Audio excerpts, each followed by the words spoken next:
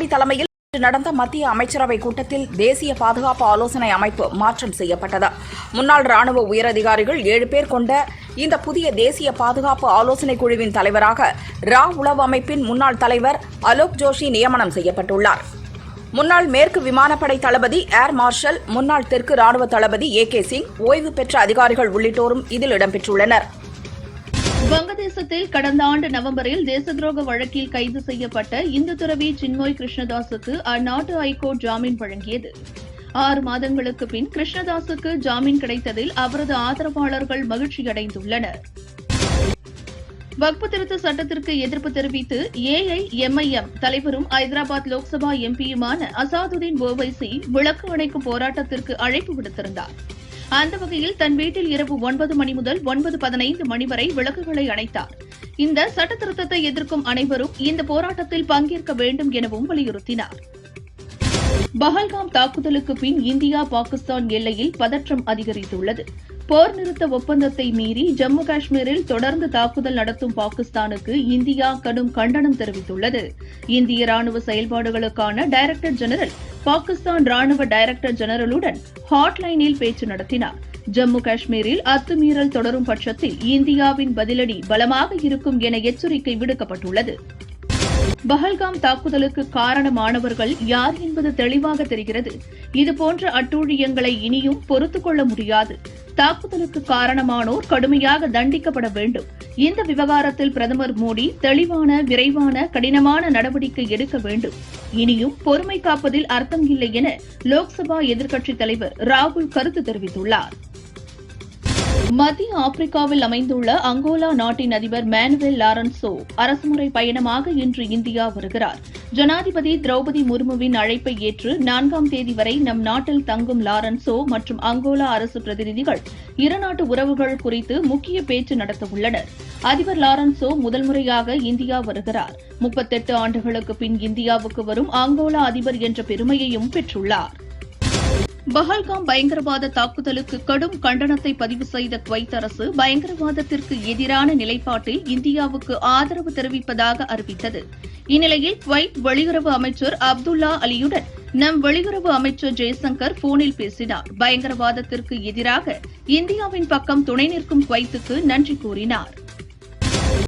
நாடு முழுவதும் மக்கள் தொகை கணக்கெடுப்புடன் சாதிவாரி கணக்கெடுப்பும் நடத்தப்படும் என மத்திய அரசு அறிவித்துள்ளது. இதை சிவசேனா வரவேற்கிறது. நீண்ட நாள் கோரிக்கை நிறைவேற்றப்பட்டுள்ளதாக கூறும் காங்கிரஸ், மத்தியில் அவர்கள் ஆட்சியில் இருந்தபோது அதை ஏன் செய்யவில்லை? ஏனென்றால் இதை செய்ய தனி தைரியம் வேண்டும். அந்த தைரியம் பிரதமர் மோடிக்கு உள்ளது என மகாராஷ்டிர துணை முதல்வர் ஏக்நாத் ஷிண்டே கூறினார். மும்பையில் நடக்கும் நிகழ்ச்சியில் பங்கேற்பதற்காக சென்னையிலிருந்து மும்பைக்கு விமானத்தில் செல்வதற்காக ஏர்போர்ட் வந்த ரஜினிகாந்த் செய்தியாளர்களை சந்தித்தார். பத்மபூஷன் விருது பெற்ற நடிகர் அஜித்துக்கு வாழ்த்துக்கள் என கூறினார். தேசிய அளவிலான மக்கள் தொகை கணக்கெடுப்பு 2021இல் நடந்திருக்க வேண்டும். கோவிட் பொது முடக்கத்தால் அது நடக்கவில்லை. அடுத்ததாக 2031இல் தான் மக்கள் தொகை கணக்கெடுப்பு நடக்கும் சூழல் உள்ளது. 2029உடன் தற்போதைய மத்திய அரசின் பதவிக்காலம் நிறைவடையும் நிலையில் தற்போது சாதிவாரி கணக்கெடுப்பு பற்றிய அறிவிப்பு வெளியாகியுள்ளது. எனினும் VCK இதை வரவேற்கிறது என அக்கட்சியின் தலைவர் திருமாவளவன் கூறினார்.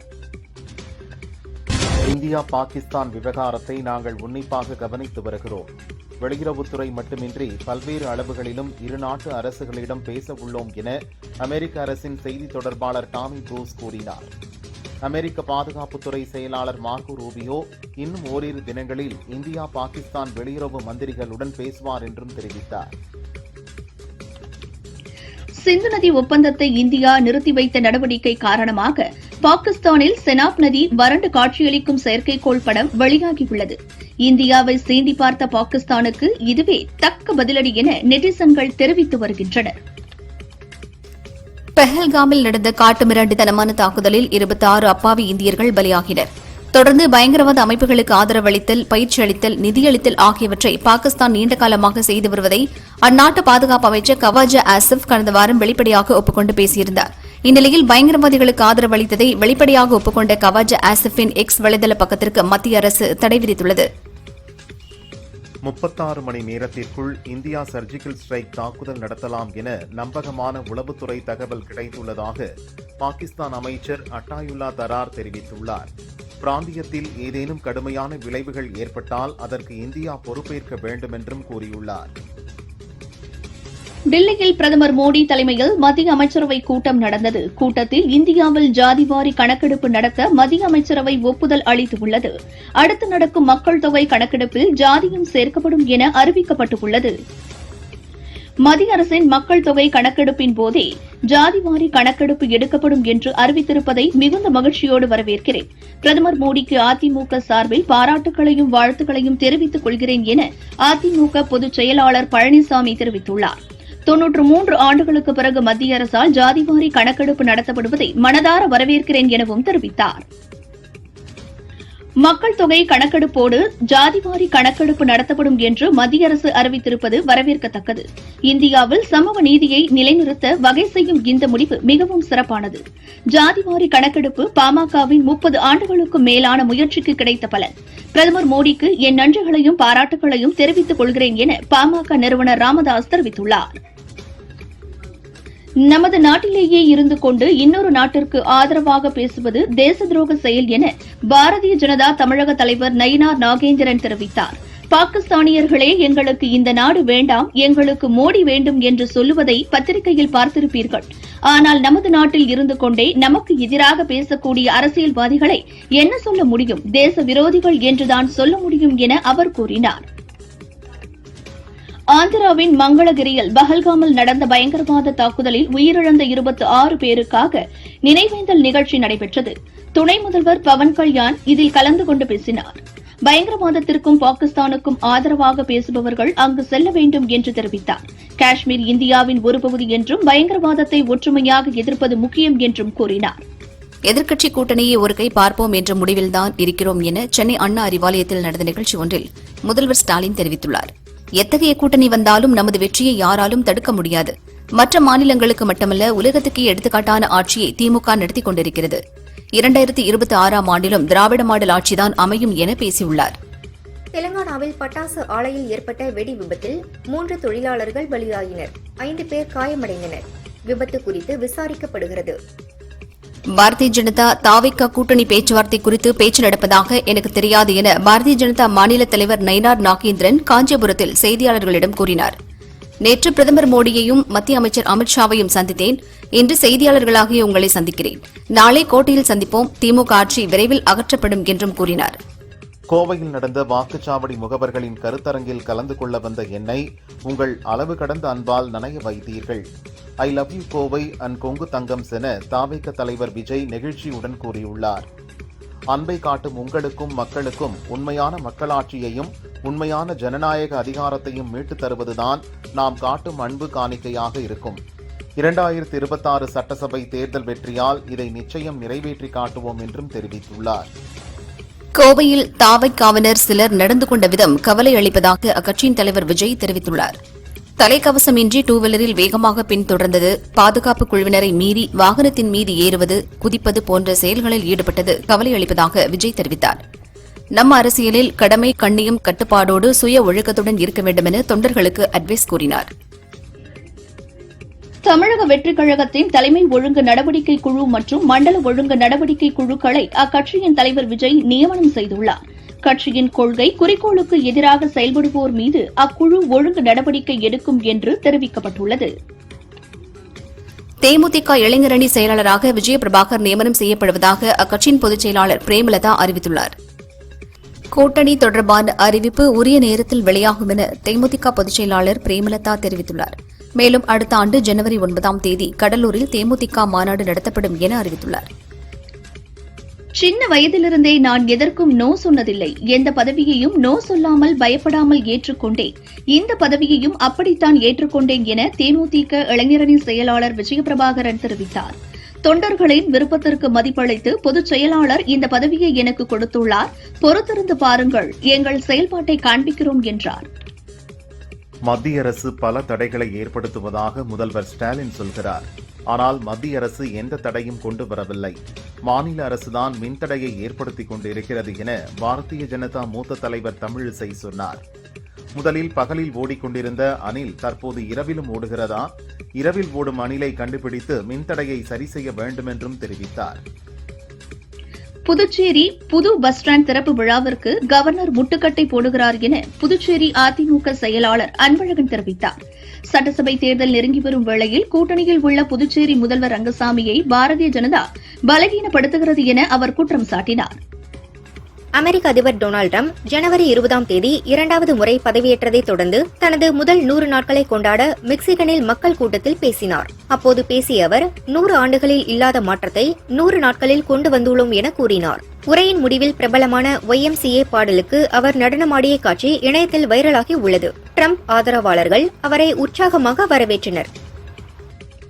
விசாகப்பட்டினத்தில் உள்ள வராகலட்சுமி நரசிம்ம சுவாமி கோயிலில் வருடாந்திர சந்தனோற்சவம் நடந்தது. 2 நாட்களாக கனமழை பெய்து வந்த நிலையில் மழை நீரில் ஊறியிருந்த 20 அடி உயர சுவர் திடீரென இடிந்து தரிசனத்திற்காக வரிசையில் நின்று இருந்த பக்தர்கள் மீது விழுந்தது. 8 பேர் சம்பவ இடத்திலேயே இறந்தனர். மேலும் சிலர் காயமடைந்தனர். கூட்டணிக்கு விஜய் கட்சியை இழுக்க அதிமுகவும் பாரதிய ஜனதாவும் தீவிர முயற்சியில் இறங்கியுள்ளன. அமித்ஷா யோசனைப்படி விஜய்க்கு நெருக்கமான ஆடிட்டரிடம் பழனிசாமி ஆதரவு தொழிலதிபர் பேச்சு நடத்திய தகவல் வெளியாகியுள்ளது. டெல்லி சென்ற தமிழக பாரதிய ஜனதா தலைவர் நயினார் நாகேந்திரன் பிரதமர் மோடியை சந்தித்து பேசினார். பிரதமருக்கு ஜல்லிக்கட்டு காளையை அடக்கும் வீரர் போன்ற நினைவு பரிசை வழங்கினார். பிரதமர் மோடியை நேரில் சந்தித்து பேசியது பெரிய மரியாதை மற்றும் பாக்கியம். அவரது ஒவ்வொரு வார்த்தை மற்றும் அசைவுகளில் இருந்து தமிழக மக்கள் மீதான அவருடைய அளப்பரிய அன்பை உணர்ந்தேன் என நயினார் நாகேந்திரன் நெகிழ்ச்சியுடன் கூறியுள்ளார். அட்சய திருதியை தினத்தை ஒட்டி பிரதமர் மோடி நாட்டு மக்களுக்கு வாழ்த்துக்களை தெரிவித்துள்ளார். அட்சய திருதியை தினம் அனைவர் வாழ்விலும் வெற்றி, செழிப்பு, மகிழ்ச்சியை கொண்டு வரட்டும். இந்த தினம் வளர்ந்த இந்தியாவின் உறுதிப்பாட்டிற்கு புதிய பலத்தை அளிக்கட்டும் என மோடி தெரிவித்துள்ளார். வக்ஃப் சட்ட திருத்தத்துக்கு எதிராக இன்று இரவு விளக்கு அணைக்கும் போராட்டத்தில் பங்கேற்க ஒவைசி அழைப்பு விடுத்துள்ளார். தமிழகத்தில் மது விற்பனையில் வட மாவட்டங்கள் முதலிடத்தில் இருப்பது வேதனை அளிக்கிறது. அதே நேரம் கல்வி, சுகாதாரம், வேலைவாய்ப்பில் 15 மாவட்டங்கள் மந்தகதியில் உள்ளன. தமிழக அரசு தனித்திட்டங்கள் வகுத்து இம்மாவட்டங்களை வளர்ச்சியடைய செய்ய வேண்டும் என பாமக தலைவர் அன்புமணி தெரிவித்துள்ளார். தமிழகத்தில் உள்ள அனைத்து சமுதாய மக்களும் பயன்பெறும் வகையில் தமிழக அரசு ஜாதிவாரி கணக்கெடுப்பு நடத்தி அந்தந்த சமுதாயங்களுக்கு உரிய இடஒதுக்கீட்டை வழங்க வேண்டும் என பாமக தலைவர் அன்புமணி கூறினார். ஜாதிவாரி கணக்கெடுப்பு நடத்தினால்தான் 69% இடஒதுக்கீட்டை பாதுகாக்க முடியும். உடனடியாக இதனை செய்ய அரசு முன்வர வேண்டும் என்றும் தெரிவித்தார். உழைப்பும் அர்ப்பணிப்புமே நம் நாட்டை கட்டமைக்கிறது. உழைப்பே உயர்வு தரும். உழைப்பால் நம் நாட்டின் பெருமையை உயர்த்தும் தொழிலாளர்கள் அனைவருக்கும் வாழ்த்துகள் என அதிமுக பொதுச் செயலாளர் பழனிசாமி மே தின வாழ்த்து தெரிவித்துள்ளார்.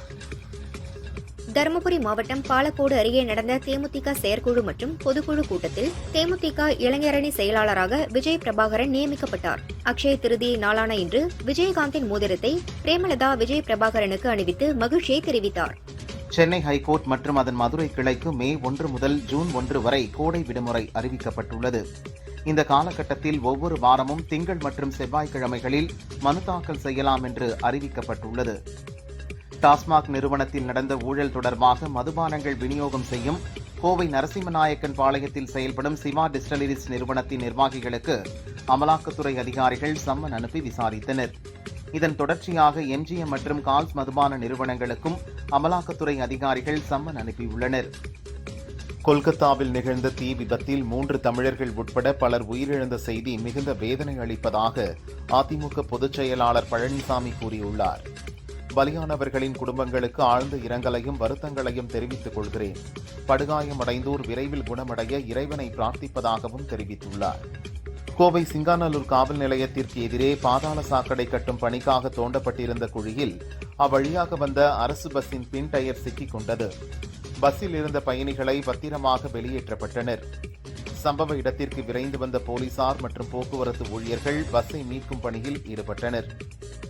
பாதாள சாக்கடை பணியின் ஒப்பந்ததாரரின் அலட்சியத்தால் இந்த விபத்து நடந்திருப்பதாக மக்கள் குற்றம் சாட்டியுள்ளனர். முதல்வர் ஸ்டாலின் அறிவிப்பின்படி மாஞ்சோலை தேயிலை தோட்ட தொழிலாளர்களுக்கு விலையின்றி வீடு அரசாணை வெளியிடப்பட்டது. முதற்கட்டமாக 20 அடுக்குமாடி குடியிருப்புகளை விலையின்றி வழங்க ரூபாய் 59.55 லட்சம் ஒதுக்கீடு செய்து அரசாணை வெளியிடப்பட்டது. கோவை சின்னியம்பாளையத்தில் சட்டவிரோதமாக கள்ளச்சந்தையில் மது விற்பனை செய்த டாஸ்மாக் பார் ஊழியர் காளிதாஸ் என்பவரை பீளமேடு போலீசார் கைது செய்தனர். அவரிடமிருந்து 160 மது பாட்டில்களை பறிமுதல் செய்தனர். மேலும் தலைமறைவான பார் உரிமையாளர் பாண்டி என்பவரை போலீசார் தேடி வருகின்றனர். அட்சய திருதியை நாளான இன்று தங்கம் விலை உயரும் என எதிர்பார்க்கப்பட்டது. ஆனால் தங்கம் விலை எவ்வித மாற்றமின்றி ஒரு சவரன் 71,840 ரூபாய்க்கும் 1 கிராம் 8,980 ரூபாய்க்கும் விற்பனையாகிறது. வெள்ளி விலையும் எவ்வித மாற்றமின்றி 1 கிராம் வெள்ளி 111 ரூபாய்க்கு விற்பனை செய்யப்படுகிறது. வழிகாட்டுதல்களை பின்பற்றாத கட்டிடங்களுக்கு 10,000 முதல் 5 லட்சம் ரூபாய் வரை அபராதம் வசூலிக்க தீர்மானம் நிறைவேற்றப்பட்டுள்ளது. அண்ணா நூற்றாண்டு நூலக குழந்தைகள் பிரிவில் நாளை முதல் மே 25ஆம் தேதி வரை பள்ளிக்கல்வித்துறை சார்பில் கோடைக்கால திருவிழா நடைபெறுகிறது. மத்திய அரசின் தேசிய பால்வள மேம்பாட்டு வாரியத்தின் கட்டுப்பாட்டில் உள்ள மதர் டெய்ரி நிறுவனத்தின் பால் விலை லிட்டருக்கு 2 ரூபாய் உயர்ந்துள்ளது. கொள்முதல் செலவு அதிகரித்ததால் விலை உயர்த்தப்பட்டுள்ளதாக விளக்கமளிக்கப்பட்டுள்ளது. கொடைக்கானல் சன் லயன்ஸ் கிளப் மற்றும் வட்டார சட்டப்பணிக்குழுவினர் இணைந்து மூங்கில் பள்ளம் கிராமத்தைச் சேர்ந்த 30 பழங்குடியினரின் குடும்பத்தினருக்கு சுமார் 1 லட்சம் ரூபாய் மதிப்புள்ள நலத்திட்ட உதவிகளை வழங்கினர். நிகழ்ச்சிக்கு நீதிபதி கிஷோர் நாத் தலைமை வகித்தார். கம்பளி, வேட்டி, சேலை உட்பட நலத்திட்ட உதவிகளை வழங்கினர். இந்நிகழ்ச்சியில் வனத்துறை மற்றும் காவல்துறை பிரதிநிதிகள் திரளாக கலந்து கொண்டனர். நாமக்கல் மாவட்டம் திருச்செங்கோடு விவேகானந்தா மருத்துவமனையில் நெஞ்செரிச்சலுக்காக சிகிச்சை பெற்று வந்த கிருஷ்ணவேணி என்பவர் சிகிச்சை பலனின்றி இருந்தார். கிருஷ்ணவேணி இறப்பு குறித்து டாக்டர்கள் சரியான பதிலளிக்காததால் கோபமடைந்த அவரது உறவினர்கள் நாமக்கல் திருச்செங்கோடு சாலையில் திடீர் சாலை மறியலில் ஈடுபட்டனர். பிரேத பரிசோதனை முடிவு வந்த பிறகு நடவடிக்கை எடுக்கப்படும் என போலீசார் உறுதியளித்த பின் கலைந்து சென்றனர். இதனால் போக்குவரத்து பாதித்தது. தருமபுரி மாவட்டம் பொம்மனூர் மேம்பாலம் அருகே நாய் குறுக்கே சென்றதால் கட்டுப்பாட்டை இழந்த கார் ஒன்று அருகிலிருந்த 20 அடி பள்ளத்தில் விழுந்து நொறுங்கியது. காரில் பயணித்த கணவன், மனைவி இருவரையும் அருகில் இருந்தவர்கள் மீட்டு தருமபுரி அரசு மருத்துவமனைக்கு அனுப்பி வைத்தனர். அங்கு பரிசோதித்த டாக்டர்கள் புஷ்பலதா ஏற்கனவே இறந்துவிட்டதாக கூறினர். அவரது கணவர் வித்யாசாகருக்கு தீவிர சிகிச்சை அளிக்கப்படுகிறது. மகேந்திரமங்கலம் போலீசார் விபத்து குறித்து விசாரிக்கின்றனர். இறந்துபோன புஷ்பலதா ஓய்வு பெற்ற மாவட்ட குழந்தைகள் நல அலுவலர் என்பது குறிப்பிடத்தக்கது. மேற்குவங்க மாநிலம் கொல்கத்தாவில் நட்சத்திர விடுதி ஒன்றில் ஏற்பட்ட தீ விபத்தில் கரூரைச் சேர்ந்தவர்கள் பலியானதை அறிந்து வருந்தினேன். இறந்தவர்களின் குடும்பத்திற்கு ஆழ்ந்த இரங்கலையும் ஆறுதலையும் தெரிவிக்கிறேன். இந்த துயரமான நேரத்தில் அவர்களது குடும்பத்தினருக்கு திமுக அரசு துணை நிற்கும் என முதல்வர் ஸ்டாலின் எக்ஸ் பக்கத்தில் பதிவிட்டுள்ளார். கோவை மாநகராட்சி அலுவலகம் முன் முற்றுகை போராட்டத்தில் ஈடுபட்ட தூய்மை பணியாளர்கள் குப்பைக்கு உள்ள மரியாதை கூட எங்களுக்கு இல்லை என வேதனை தெரிவித்தனர். போராட்டத்தில் கலந்து கொண்ட 500க்கும் மேற்பட்ட தூய்மை பணியாளர்கள் திமுக அரசுக்கு எதிராக கோஷமிட்டனர். திமுக அரசு அளித்த தேர்தல் வாக்குறுதிகளை நிறைவேற்றித் தர வேண்டும் என வலியுறுத்தினர். குழந்தைகளுக்கு அழகான தமிழ் பெயரை சூட்டுங்கள் என வேண்டுகோள் வைத்துள்ள முதல்வர் ஸ்டாலின், குழந்தைகளுக்கு பெயர் சூட்ட அழகிய தமிழ் பெயர்களும் அதற்கான பொருளும் அடங்கிய புதிய வெப்சைட் தமிழ் இணைய கல்விக் கழகம் மூலம் விரைவில் தொடங்கப்படும் என அறிவித்துள்ளார். சிவகங்கை மாவட்டம் தேவக்கோட்டை சித்தனூரில் சித்திரை விழாவை முன்னிட்டு மாட்டுவண்டி பந்தயம் நடைபெற்றது. 24 மாட்டு வண்டிகள் கலந்து கொண்டன. சாலையின் இருபுறமும் நின்று மக்கள் கைதட்டி உற்சாகப்படுத்தினர். கொல்கத்தாவில் நடந்த தீ விபத்தில் இறந்த 16 பேரில் 3 பேர் கரூர் மாவட்டம் ஜோதிவடத்தைச் சேர்ந்தவர்கள். இறந்தவர்களின் குடும்பத்திற்கு ஆறுதல் தெரிவிக்க நேரில் சென்ற கரூர் கோட்டாட்சியர் முகமது பைசல் மற்றும் வட்டாட்சியர் குமரேசன் ஆகியோரிடம் இறந்தவர்களின் உடல்களை கரூருக்கு கொண்டுவர நடவடிக்கை எடுக்குமாறு உறவினர்கள் கோரிக்கை வைத்தனர். மின்னணு பொருட்கள் உற்பத்தியில் இந்திய அளவில் தமிழகம் முதலிடத்தில் உள்ளது என அமைச்சர் TRP ராஜா தெரிவித்துள்ளார். 1.25 லட்சம் கோடி அளவிற்கான மின்னணு பொருட்கள் உற்பத்தி இந்த ஆண்டு தமிழ்நாட்டில் நடைபெற்றதாக கூறினார். திருவாரூர் மாவட்டம் சேந்தமங்கலம் பகுதியைச் சேர்ந்த பள்ளி மாணவர்கள் தர்ஷன், வெற்றிமாறன் ஆகியோர் மலேசியாவில் நடந்த சிலம்ப போட்டியில் பங்கேற்று தங்கப்பதக்கம் வென்றனர். சொந்த ஊர் திரும்பிய அவர்களுக்கு கிராம மக்கள் உற்சாக வரவேற்பு அளித்தனர். கள்ளக்குறிச்சி திருக்கோவிலூரில் 2 நாட்களுக்கு முன்பு திமுக இளைஞரணி கூட்டத்தில் பங்கேற்ற நிர்வாகிகளுக்கு தலைவாடை இலை போட்டு கூலிங் பீருடன் அசைவ விருந்து வழங்கப்பட்டது. இது தொடர்பான வீடியோ வெளியாகி பரபரப்பை ஏற்படுத்தியது. கட்சி கூட்டத்தில் பீர் குடித்ததை நியாயப்படுத்தி அரசு வழக்கறிஞரும் திமுக வழக்கறிஞர் பிரிவு நிர்வாகியுமான ரஞ்சித் பேசி வெளியிட்ட ஆடியோ சர்ச்சையை கிளப்பியுள்ளது. திண்டுக்கல் மாவட்டம் பழனி மின்வாரிய அலுவலகத்தில் மின் இணைப்பிற்கு 5000 ரூபாய் லஞ்சம் வாங்கிய உதவி மின் பொறியாளர் சிவக்குமாரை லஞ்ச ஒழிப்பு போலீசார் கைது செய்தனர். தொடர்ந்து சிவக்குமாரிடம் விசாரணை நடத்தி வருகின்றனர். தூத்துக்குடி துப்பாக்கிச்சூடு வழக்கில் சென்னை ஹைகோர்ட் பிறப்பித்த உத்தரவுக்கு விதித்த இடைக்கால தடை தொடரும் என சுப்ரீம் கோர்ட் அதிரடியாக உத்தரவிட்டுள்ளது. சேலம் பெரியார் பல்கலைக்கழக துணைவேந்தர் ஜெகநாதன் வீட்டில் லஞ்ச ஒழிப்புத்துறை போலீசார் விசாரணை நடத்தினர். பல்கலைக்கழக தொழிலாளர் சங்கத்தினர் கொடுத்த புகாரின் பேரில் சட்டவிரோதமாக பணி நியமனம் செய்தது தொடர்பாக இந்த ரெய்ட் நடந்தது. சென்னை அசோக் நகர் கோயம்பேடு நூறடி சாலைக்கு விஜயகாந்த் பெயர் சூட்ட வேண்டும், விஜயகாந்துக்கு பத்ம விருதை மத்திய அரசு வழங்க வேண்டும் என்பன உள்ளிட்ட 10 தீர்மானங்கள் தேமுதிக பொதுக்குழு கூட்டத்தில் நிறைவேற்றப்பட்டன. கோடை காலத்தை முன்னிட்டு கன்னியாகுமரி மாவட்டம் மேற்கு தொடர்ச்சி மலையை ஒட்டிய பேச்சிப்பாறை அணைக்கு சுற்றுலா பயணிகள் வருகை அதிகரித்துள்ளது. இந்த நிலையில் மலை வனப்பகுதியில் நிலவும் வறட்சியால் தண்ணீர் தேடி பேச்சிப்பாறை அணை மற்றும் அதை சுற்றிய பகுதியில் காட்டு யானை நடமாட்டமும் அதிகரித்துள்ளது. இதனால் சுற்றுலா பயணிகள் பாதுகாப்பாகவும் கவனத்துடன் இருக்கவும் வனத்துறை அதிகாரிகள் எச்சரிக்கை விடுத்துள்ளனர். திருப்பத்தூர் மாவட்டம் வன்னியபுதூர் பகுதியில் எருது விடும் விழா நடைபெற்றது. 150க்கும் மேற்பட்ட காளைகள் பங்கேற்று ஓடின. இதில் பங்கேற்ற காளை ஒன்று வழி தவறி 4 கிலோமீட்டர் தூரத்தில் உள்ள வாணியம்பாடிக்கு சென்றது. அந்த பகுதியில் நடந்து சென்ற பார்வையற்ற தம்பதியை முட்டி தள்ளியது. நாகராஜ் மற்றும் அவரது மனைவி ஆகியோர் காயமடைந்தனர். இது தொடர்பான சிசிடிவி காட்சிகள் வெளியாகி உள்ளது. நெல்லை மற்றும் அதன் சுற்றுவட்டார பகுதிகளில் கனமழை பெய்தது. சாலைகளில் மழைநீர் பெருக்கெடுத்து ஓடியது. இதனால் வாகன ஓட்டிகள் சிரமத்திற்கு உள்ளாகினர். நெல்லையில் கோடை வெப்பம் தணிந்து குளிர்ந்த சீதோஷ்ண நிலை நிலவுகிறது. தமிழக சட்டசபையில் காலனி என்ற சொல்லை நீக்கி தீர்மானம் நிறைவேற்றிய முதல்வர் ஸ்டாலினுக்கு நன்றி தெரிவிக்கும் வகையில் பொள்ளாச்சி மத்திய பேருந்து நிலையம் முன் காலனி என்ற வார்த்தையை கருப்பு மையால் அடித்தும் பட்டாசுகள் வெடித்தும் பொதுமக்களுக்கு இனிப்புகள் வழங்கி திமுகவினர் கொண்டாடினர். தமிழகத்தில் மீன்பிடி தடைக்காலம் தொடங்கியுள்ளதால் கோவை மீன் மார்க்கெட்டுக்கு மீன்வரத்து குறைந்துள்ளது. இதனால் மீன்களின் விலை அதிகரித்துள்ளது. கோவை மீன் மார்க்கெட்டில் கேரளா மற்றும் கர்நாடகாவிலிருந்து கொண்டுவரும் மீன்கள் விற்பனை செய்யப்படுகிறது. மீன்களின் விலை அதிகரித்தாலும் மக்கள் கூட்டம் அலைமோதியது. பாஜக பிரமுகர் கொலையை விசாரிக்க சிபிசிஐடி விசாரணையை முதலில் கேட்டேன். கேட்ட மறுநாளே முதல்வர் கவர்னர் அலுவலகத்திற்கே வெடிகுண்டு மிரட்டல் வருகிறது. இதனால் என்கவுண்டரை கொண்டுவர வேண்டும் என புதுச்சேரி எம்எல்ஏ ஜான்குமார் தெரிவித்தார். இதற்குரிய அதிகாரத்தை புதுச்சேரி அரசுக்கு மத்திய அரசு அளிக்க வேண்டும் என கேட்டுக் கொண்டார். நெல்லூர் மாவட்டம் கோவூர் அடுத்த போத்திரெட்டிப்பாலம் அருகே கார் சாலையோரம் இருந்த பெட்டி கடையில் மோதியது. இந்த விபத்தில் 6 பேர் பலியாகினர். நாகை வேதாரண்யம் அடுத்த தோப்புத்துறையைச் சேர்ந்தவர் முகமது கலீலூர் ரஹ்மான், வயது 34, சிறுவர் சிறுமிகளுக்கு வாலிபால் கற்றுத் தருகிறார். +2 படிக்கும் மாணவி ஒருவரை வாலிபால் மூலம் வாழ்க்கையை மாற்றுவதாக கூறி கடந்த 7 மாதங்களாக வெளியூர் அழைத்துச் சென்று பாலியல் தொந்தரவு கொடுத்துள்ளார். இதுகுறித்த புகாரின் பேரில் போக்சோ சட்டத்தின் கீழ் திருத்துறைப்பூண்டி மகளிர் போலீசார் ரகுமானை கைது செய்தனர். கோவை செல்வபுரம், குடியமுத்தூர் மற்றும் கரும்புக்கடை பகுதிகளில் கஞ்சா மற்றும் போதைப் பொருட்களை விற்பனை செய்த அனீஷ் ரகுமான் என்ற இளைஞரை போலீசார் கைது செய்து அவரிடமிருந்து 1.5 கிலோ கஞ்சா மற்றும் போதை மாத்திரைகளை பறிமுதல் செய்தனர். அனீஷ் ரகுமான் மீது ஏற்கனவே 9 குற்ற வழக்குகள் உள்ள நிலையிலும் தொடர்ச்சியாக போதைப் பொருட்களை விற்பனை செய்ததாலும் அவர் மீது குண்டர் சட்ட நடவடிக்கை எடுக்கப்பட்டுள்ளதாக போலீசார் தெரிவித்தனர். கோவை வடவள்ளி அடுத்த சுண்டக்காபாளையம் பகுதியில் பட்டப்பகலில் பழனிசாமி என்பவரின் வீட்டின் பூட்டை உடைத்து பணம், நகை கொள்ளையடித்துச் செல்லப்பட்ட சம்பவம் அப்பகுதியில் பெரும் அதிர்ச்சியை ஏற்படுத்தியுள்ளது. சிசிடிவி காட்சிகளை வைத்து வடவள்ளி போலீசார் விசாரணை நடத்தினர். கொள்ளையில் ஈடுபட்ட சேதுராமன் என்பவரை கைது செய்து அவரிடமிருந்து 29 சவரன் தங்க நகைகள் மற்றும் 43,000 ரூபாய் ரொக்கமும் பறிமுதல் செய்தனர். திருவாரூர் அருகே லாரியில் எடுத்துச் செல்லப்பட்ட ராட்சத குழாய்கள் கார் மீது உருண்டு விழுந்ததில் 4 பேர் படுகாயமடைந்தனர். விபத்துக்கான காரணம் குறித்து போலீசார் விசாரித்து வருகின்றனர். நாக்பூரில் இருந்து கஞ்சா மற்றும் போதை மாத்திரைகளை வாங்கி சென்னை திருவொற்றியூரில் விற்பனை செய்த இளைஞரை போலீசார் கைது செய்து சிறையில் அடைத்தனர். இளைஞரிடம் விசாரணை நடக்கிறது.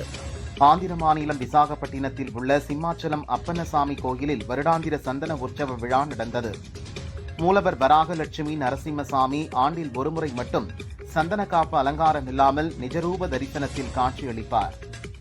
இதனை காண ஏராளமான பக்தர்கள் கோயிலில் குவிந்தனர். அந்த சமயத்தில் பெய்த கனமழை காரணமாக கோயில் சுற்றுச்சுவர் இடிந்து விழுந்ததில் 9 பக்தர்கள் பலியானார்கள்.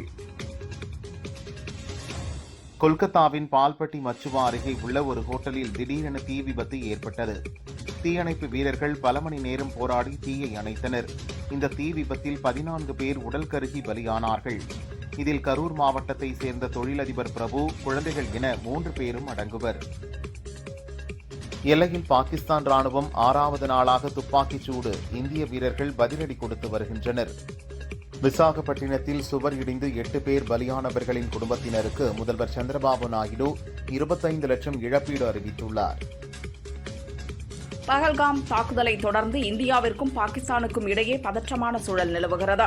பாகிஸ்தானில் இருந்து பஞ்சாப் மாநிலத்திற்கு இரவு நேரத்தில் ட்ரோன்கள் வாயிலாக ஆயுதங்கள், போதைப் பொருட்கள் கடத்தி வரப்பட்டு வீசப்படுவதை தடுக்கவும், சமூக விரோத செயலை கட்டுப்படுத்தவும் எல்லையில் ட்ரோன் எதிர்ப்பு ஆயுதங்களை பஞ்சாப் அரசு நிறுவியுள்ளது. இந்த அதிநவீன தொழில்நுட்பம் கொண்ட கருவிகள் இந்திய எல்லைக்குள் வரும் ட்ரோன்களை துல்லியமாக சுட்டு வீழ்த்தி தாக்கும் திறன் கொண்டவை என அதிகாரிகள் தெரிவித்துள்ளனர். தொழிலதிபர் முகேஷ் அம்பானியின் சொத்து மதிப்பு ரூபாய் 8,57,530 கோடியாக உயர்ந்தது. அம்பானி சொத்து மதிப்பு 2 வாரத்தில் 25% மேல் அதிகரித்தது. மகாராஷ்டிராவில் பயிர் காப்பீட்டு திட்டத்தின் கீழ் 6 லட்சம் போலி விண்ணப்பங்கள் பெறப்பட்டதால் அதிர்ச்சி ஏற்பட்டுள்ளது. பெறப்பட்ட 6 லட்சம் போலி விண்ணப்பங்களுக்கும் 2024-25 மராட்டிய அரசு காப்பீடு நிறுவனங்களுக்கு ரூபாய் 478 கோடி ஒதுக்கீடு செய்திருந்தது. காஞ்சிபுரம் சங்கர மடத்தின் இளைய மடாதிபதியாக ஆந்திராவை சேர்ந்த கணேஷ சர்மா டிராவிட் தேர்வு செய்யப்பட்டார். அட்சய திருதியை தினமான இன்று சந்நியாச தீட்சை வழங்கும் நிகழ்ச்சி காஞ்சி காமாட்சியம்மன் கோயில் வளாகத்தில் உள்ள பஞ்சகங்கா திருக்குளத்தில் நடந்தது. காஞ்சி சங்கர மடத்தின் இளைய மடாதிபதியாக கணேஷ சர்மா பொறுப்பேற்றார். அவருக்கு பீடாதிபதி விஜயேந்திர சரஸ்வதி சுவாமிகள் சந்நியாச தீட்சை வழங்கினார். கடலூர் மாவட்டம் ஸ்ரீமுஷ்ணத்தில் உள்ள பூவராக பெருமாள் கோயிலில் அட்சய திருதியை முன்னிட்டு சிறப்பு பூஜை நடந்தது. பூவராக பெருமாள் கருட வாகனத்தில் தங்க கவசம் அணிந்து வீதி உலா வந்தார். திரளான பக்தர்கள் தரிசனம் செய்தனர்.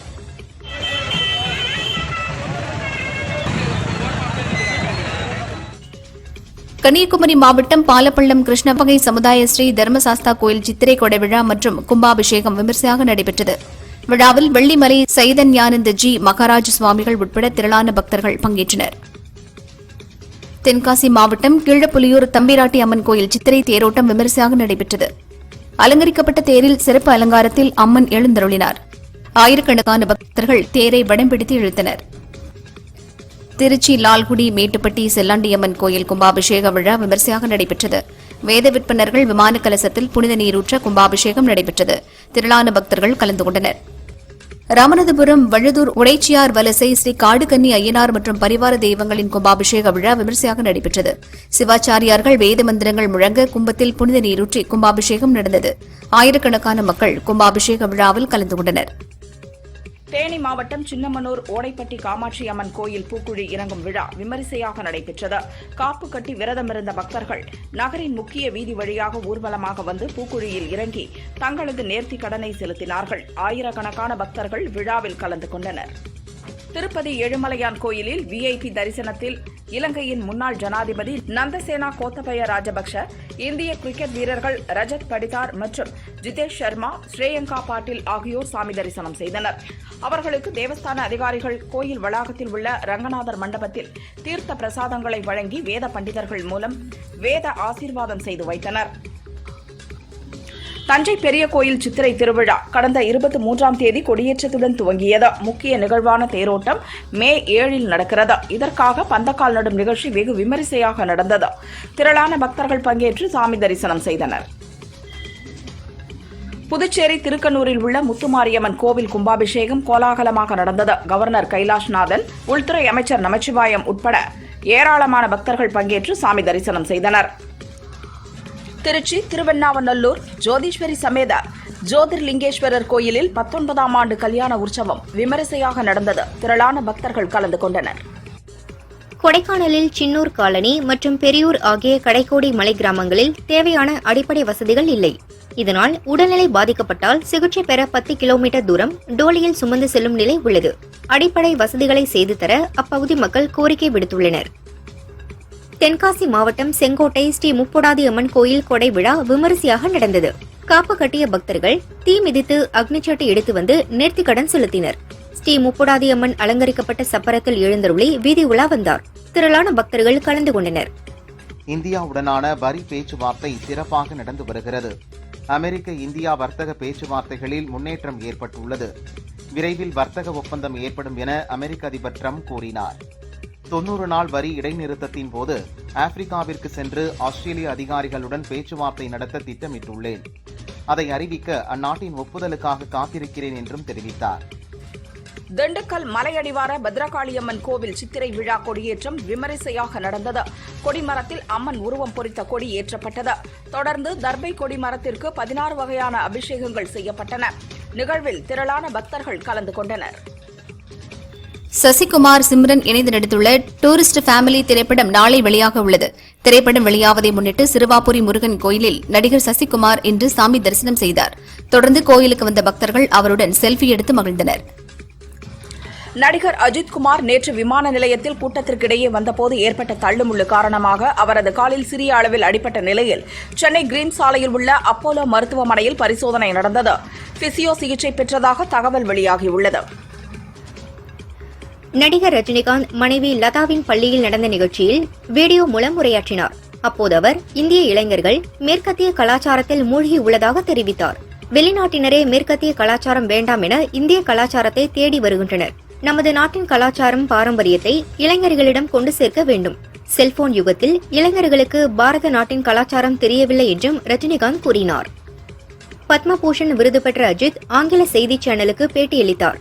விருதுகளை வாங்கும்போது சரியான பாதையில் செல்கிறேன் என தோன்றுகிறது. என்னுடைய மிகப்பெரிய பலம் எனது பெற்றோர்கள், சகோதரர்கள், மனைவி ஷாலினி மற்றும் எனது குழந்தைகள். என்னுடைய வெற்றி தோல்வி என எல்லாவற்றிலும் உறுதுணையாக இருப்பது அவர்கள்தான். மனைவி ஷாலினி எப்போதும் என்னுடைய தூணாக உள்ளார். எனக்காக நிறைய விஷயங்களை தியாகம் செய்துள்ளார். எனக்கு வரும் எந்த அங்கீகாரமும் ஷாலினியை தான் சேரும் என அஜித் கூறினார். தீரன் அதிகாரம் 1, NGK, அயலான், இந்தியன் 2 உள்ளிட்ட பல படங்களில் நடித்தவர் ரகுல் பிரீத் சிங் தனது காதலரான ஹிந்தி நடிகர் ஜாக்கி பக்னானியை திருமணம் செய்து கொண்ட பிறகும் தொடர்ந்து நடித்து வருகிறார். அவர் அளித்த பேட்டியில், அழகாக காட்டிக்கொள்ள எந்த அறுவை சிகிச்சையும் செய்ததில்லை. கடவுள் எனக்கு நிறைய அழகை கொடுத்திருக்கிறார். அதனால் மேலும் என்னை அழகுபடுத்திக் கொள்ள வேண்டிய சூழல் ஏற்படவில்லை என்றார். கிரீஷ் இயக்கத்தில் அனுஷ்கா கதையின் நாயகியாக நடித்துள்ள படம் காதி. கஞ்சா கடத்தல் சம்பவத்தை மையமாக கொண்ட கதையில் உருவாகி இருக்கும் இப்படம் ஏப்ரல் 18ஆம் தேதி ரிலீஸ் ஆகும் என அறிவிக்கப்பட்ட நிலையில் மே மாதத்திற்கு தள்ளி வைத்தனர். தற்போது ஜூன் இறுதி அல்லது ஜூலை மாதத்தில் பட வெளியீட்டை தள்ளி வைக்க உள்ளனராம். விரைவில் அறிவிப்பு வெளியாகிறது. இப்படத்தில் நடிகர் விக்ரம் பிரபு முக்கிய கதாபாத்திரத்தில் நடித்துள்ளார். நடிகர் அஜித்துக்கு சமீபத்தில் ஜனாதிபதி திரௌபதி முர்மு பத்மபூஷன் விருது வழங்கி கௌரவித்தார். சென்னை திரும்பிய பின்னர் அஜித் அளித்த பேட்டியில், இந்த விருதை என்னால் இன்னும் நம்ப முடியவில்லை. அனைவருக்கும் நன்றி கூற கடமைப்பட்டுள்ளேன். இன்னும் நான் மனதளவில் மிடில் கிளாஸ் வாழ்க்கை வாழ்வதாக தான் உணர்கிறேன். அதனால் சாதாரண உணர்வையே தருகிறது. இம்மாதிரியான விருதுகள் வாங்கும்போதுதான் நாம் சரியான பாதையில் செல்வதை உணர்த்துகிறது என்றார். பாகுபலி 1, 2, RRR ஆகிய படங்களின் வெற்றிக்கு பிறகு நடிகர் மகேஷ் பாபுவின் 29வது படத்தை இயக்கி வருகிறார் ராஜமௌலி. இதனிடையே தனது கனவு படமான மகாபாரதம் படத்தில் நடிகர் நானி ஒரு கதாபாத்திரத்தில் நடிப்பது உறுதி என சமீபத்தில் தெரிவித்தார். ராஜமௌலியின் அப்பாவும் அவரது படங்களுக்கு திரைக்கதை வடிவமைத்து வருபவருமான விஜயேந்திர பிரசாத் மகாபாரதம் படத்தை 3 பாகங்களாக உருவாக்க உள்ளதாக கூறியுள்ளார். கன்னடத்தில் வீராட் ஸ்ரீலீலா நடிப்பில் 2019 வெளியான படம் கிஸ். 100 நாட்கள் வரை ஓடிய இப்படத்தை AB அர்ஜுன் இயக்கியிருந்தார். இப்படத்தை தற்போது தமிழில் கிஸ்மி இடியட் என்ற பெயரில் அதே இயக்குநர் நாயகன் நாயகியை வைத்து ரீமேக் செய்கின்றனர். தற்போது ஸ்ரீலீலா பராசக்தி படத்தில் சிவகார்த்திகேயனுடன் நடித்து வரும் நிலையில் அதற்கு முன்னதாக இப்படம் வெளியாகும் என்கின்றனர். இதில் எந்த படம் தமிழில் அவரது முதல் படமாக அமையும் என விரைவில் தெரியவரும். இந்தி திரையுலகில் காமெடி, குணச்சித்திரம், வில்லன் என பலதரப்பட்ட கதாபாத்திரங்களில் நடித்து வருபவர் பரேஷ் ராவல். தமிழில் சூரரை போற்று படத்தில் வில்லனாகவும் நடித்திருந்தார். சமீபத்திய பேட்டி ஒன்றில் அவர் தனக்கு ஏற்பட்ட மூட்டுக்காயம் சீக்கிரம் குணமடைவதற்காக தனது சிறுநீரை 15 நாட்கள் குடித்ததாக கூறியிருந்தார். ஆனால் சிறுநீரை குடிப்பதால் அது குணமடைய வைக்கும் என்பதற்கான அறிவியல் ரீதியான ஆதாரங்கள் எதுவும் இல்லை என டாக்டர்கள் பதிவு செய்துள்ளனர். ஆனாலும் பரேஷ் ராவலின் கருத்துக்கு பலரும் கண்டனம் தெரிவித்து வருகின்றனர்.